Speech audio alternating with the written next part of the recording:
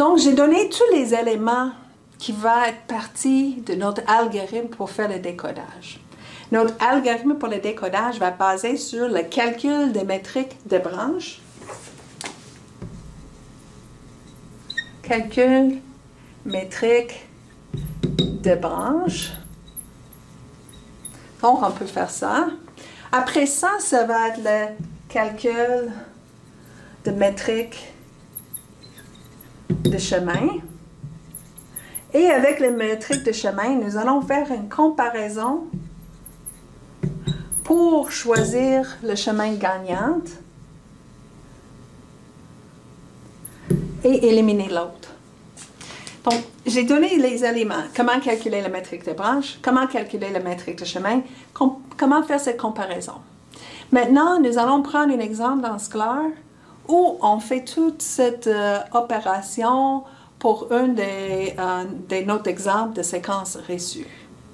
OK, on commence à l'état A. On sait on commence à l'état A. On a calculé la métrique de branche, c'est 2 et 0.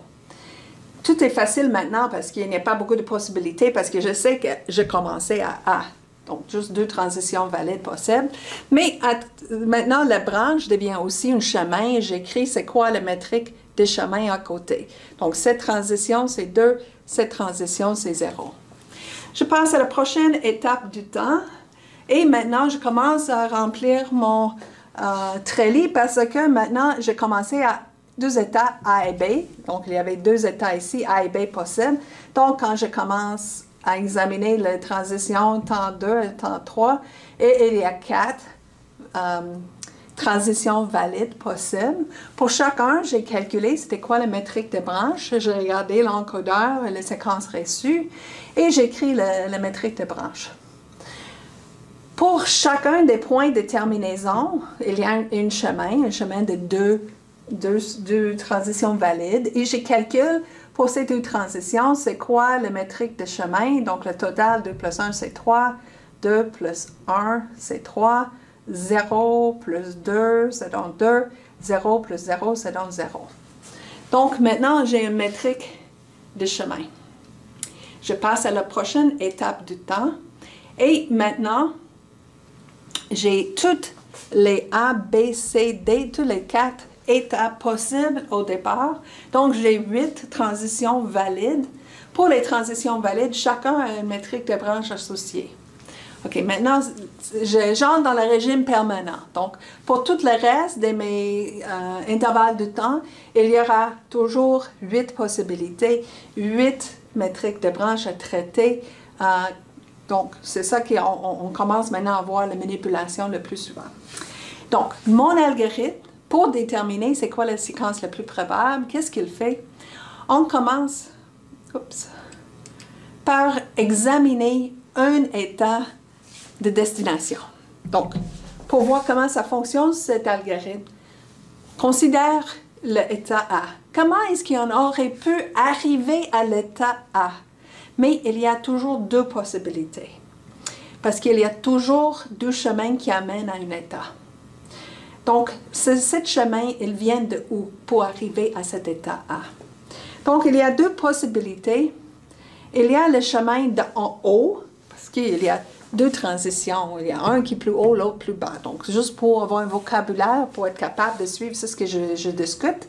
Le chemin en haut, qui arrive d'en haut ici, mais je le trace et la seule manière d'avoir arrivé à temps T4 à l'état A aurait d'avoir commencé à A, sauté à A, sauté à A, sauté à A. Et donc, 3 transitions A, et la longueur, la métrique de chemin, ça va être 2 plus 1 plus 1, c'est donc 4. Très bien. Donc, j'ai le chemin en haut, il y a une distance de Hamming égale à 4. Et je regarde la deuxième possibilité, qui vient d'en bas. S'il vient d'en bas, c'est A à B, B à C, C à A. Et la distance pour ces 2 possibilités, pour cette deuxième possibilité, c'est 0 plus 2 plus 1, c'est donc 3. Donc, j'ai calculé 2 métriques de chemin et je vais garder juste le plus petit. Donc, ici, je vois que j'ai gardé ce qui est en bleu Et il n'y a plus de possibilité d'avoir arrivé par A. Pourquoi?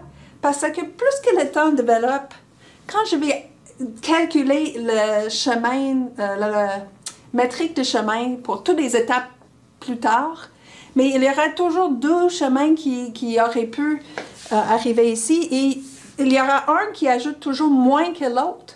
Donc, pourquoi garder les deux? Ça ne sert à rien. Décide maintenant. Maintenant, c'est le chemin en bas qui est le plus probable. L'autre en haut, on oublie. Donc, on coupe. On coupe ces connexions et on verra plus tard. Donc, c'est pour ça que ce chemin n'est pas dans cette partie-là. Mais j'ai fait ce calcul pour... donc, on a le chemin perdant qui est enlevé. J'ai fait ce calcul pour la partie ici, mais il faut que je fasse au fur et à mesure pour chacun des points de destination. Donc, je passe maintenant au deuxième point pour arriver à l'étape B, à l'étape T4. Comment est-ce que j'aurais pu y arriver? Il y a le chemin en haut et le chemin en bas. Le chemin en haut, il y a une métrique de chemin, 2 plus 1 plus 1, qui donne 4. Et le chemin en bas, 0 plus 2 plus 1, ça donne 3. Donc, encore une fois, je compare ce qui est le plus petit. Le 3 et le 4, c'est le bleu, c'est la partie qui vient d'en bas qui est le plus petit. Donc, c'est celui-là que je garde, l'autre, je coupe. Donc, le chemin survivant et le chemin qui en trace ici, il n'y a plus de possibilité d'arriver d'en haut. Et je fais une note. C'est quoi le chemin, la métrique de chemin jusqu'à le temps T4?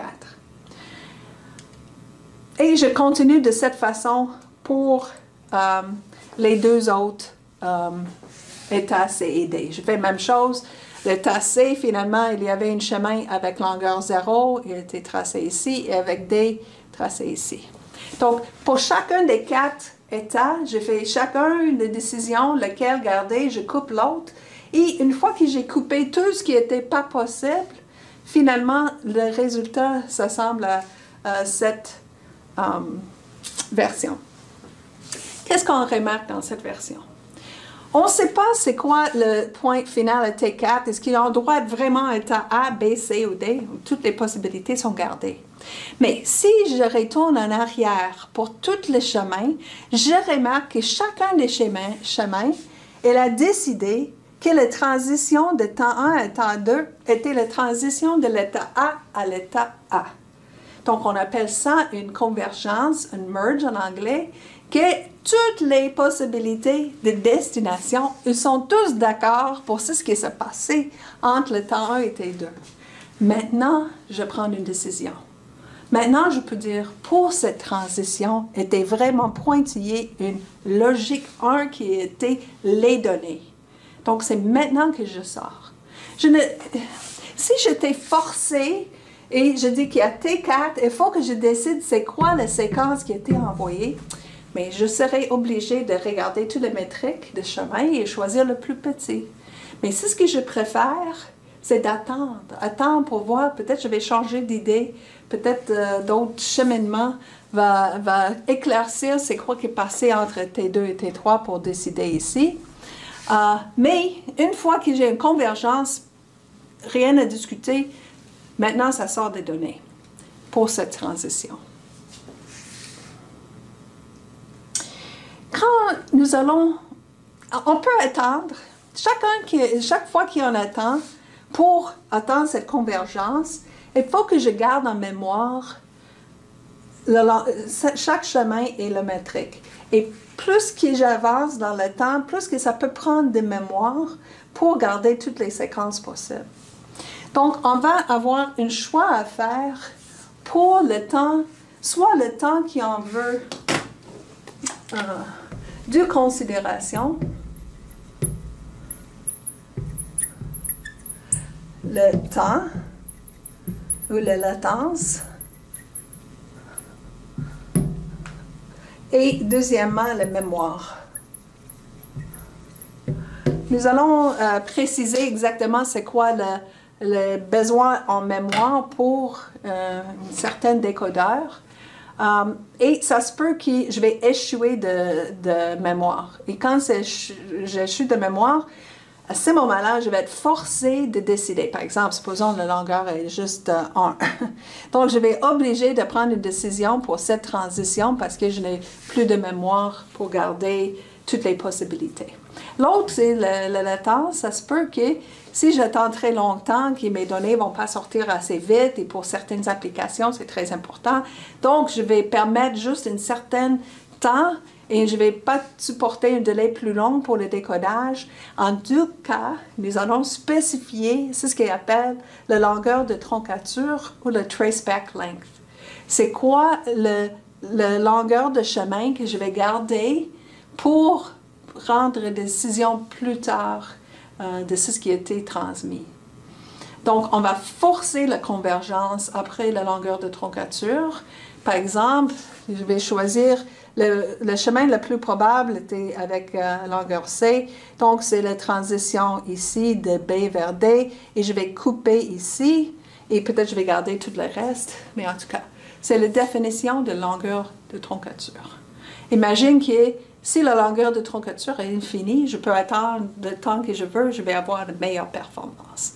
Donc, plus que les longues, la longueur de troncature, plus que la performance est élevée, mais ça va coûter en mémoire, ça va couper en temps. On va mettre à côté maintenant ce concept de longueur de troncature et on va regarder encore une fois un point de décision. Donc, nous sommes rendus maintenant à T5. Donc, à partir de nos résultats de T4, nous allons calculer c'est quoi la sortie de cet algorithme pour le temps T5. On va examiner dans cet exemple l'état B. Et on voit que pour le chemin en haut, si on regarde ici, le chemin en haut, il vient de l'état A. Et la métrique de branche pour cette transition en haut de A à B, elle est en longueur de 1. Mais je n'ai pas besoin de calculer le chemin en disant 0 plus 2 plus 1 plus 1. Non, ce serait trop calcul. J'ai gardé en mémoire le 3 précédemment. Donc, au lieu de calculer cette distance, j'ai juste besoin de prendre la métrique de chemin précédent et ajouter le delta pour la métrique de branche ici. Donc, j'ai dit 3 plus 1, c'est donc 4. Ça, c'est pour le chemin en haut. Pour le chemin en bas, c'est une transition C vers bas et la métrique de branche est 1. Et maintenant, j'ajoute 0 et 1 et j'ai 1. Donc, je vais choisir le chemin en bas, sera le chemin survivant. Supposons maintenant que nous avons le troisième état, l'état C, et on fait exactement la même chose. On regarde le chemin en haut. Il y a une 0 qui ajoute à...